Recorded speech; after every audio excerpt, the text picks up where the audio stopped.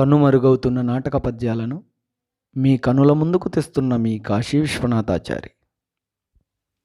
అందరికీ నమస్కారం. ఇప్పుడు నేను పాడుతున్నటువంటి పద్యం శ్రీ తిరుపతి వెంకట కవులు రచించినటువంటి పాండవోద్యోగం నాటకంలోని శ్రీకృష్ణ రాయబార సన్నివేశంలోనిది. ఈ పద్యం పాడవలసిందిగా కోరినటువంటి వారు చెల్లా రాజ నరసింహారెడ్డి గారు, జనగామ నుండి, తెలంగాణ రాష్ట్రం. ఈ పద్యం ముందు సందర్భం ఏమిటంటే, కౌరవులకు పాండవులకు సంధి చేయడానికి శ్రీకృష్ణుడు కౌరవ సభకు రావడం జరిగి ఉంటుంది. అక్కడ కర్ణుడు మధ్యలో కల్పించుకొని కొన్ని మాటలు అనడం జరుగుతుంది శ్రీకృష్ణుడిని. ఈ సందర్భంలో ధృతరాష్ట్రుడు కర్ణుని వలనే నా కుమారులు ఇలా చెడిపోతున్నారు అని కర్ణుని నిందించడం జరుగుతుంది. అప్పుడు వికర్ణుడు కల్పించుకొని ఇలా అనడం జరుగుతుంది ఈ పద్య రూపంలో.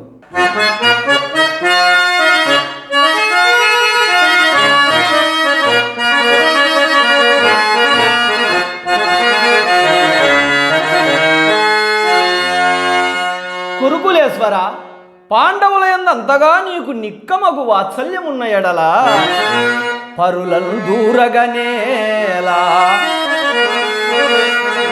పరులను దూరగనేలా, వారినిటు పిల్వంబల్సి ఈ వేళయుర్వర సర్వంబును ధారవోయగా స్వతంత్రము లేకుంటివా ధరణి నాయక, ఏల ఇట్ల తిథి చేతన్ పాము జంపించునే పరిచందంబున మెచ్చులాడెదవు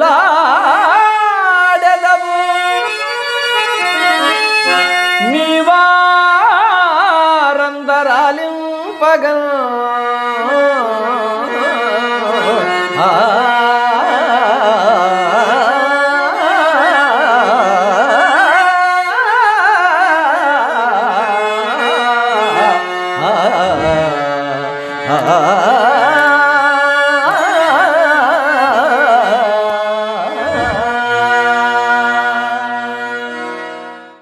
ఈ పద్యం యొక్క భావం ఏమిటంటే, వికర్ణుడు ధృతరాష్ట్రుణ్ణి ప్రశ్నిస్తున్నటువంటి పద్యం ఇది.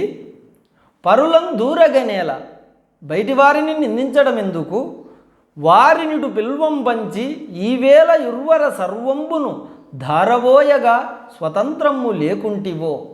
అంటే ఇప్పుడే పాండవుల్ని ఇక్కడికి పిలిపించి ఈ రాజ్య సర్వస్వము వారికి ఇచ్చేసేటువంటి స్వతంత్రం లేకుండా ఏమైనా ఉన్నావా నీవు?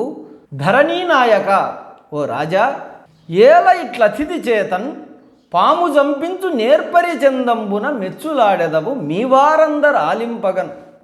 అంటే మీ వారందరూ చూస్తుండగా లేదా వింటుండగా ఎందుకు నువ్వు ఇంత తెలివిగా ప్రవర్తిస్తున్నావు? ఇంటికి వచ్చినటువంటి అతిథి చేత పాము జంపించేటువంటి పని, అంటే అలా ఆ విధంగా, అంటే నువ్వు చేయాల్సినటువంటి ప్రమాదకరమైనటువంటి పని ఏదుందో అది ఇంటికి వచ్చిన వారి చేత చేసించేంత తెలివిగా ఎందుకు వ్యవహరిస్తున్నావు? ఇక్కడ మీ వాళ్ళంతా చూస్తూనే ఉన్నారు.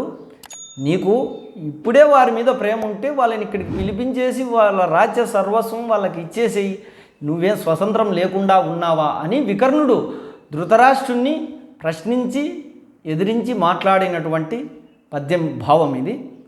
నేను వివరించినటువంటి భావంలో లేదా పాడినటువంటి పద్యంలో ఎక్కడైనా తప్పుగా ఉంటే పండితులు, పెద్దలు, తెలిసిన వారు ఖచ్చితంగా క్షమించి తెలియజేయవలసిందిగా ప్రార్థన.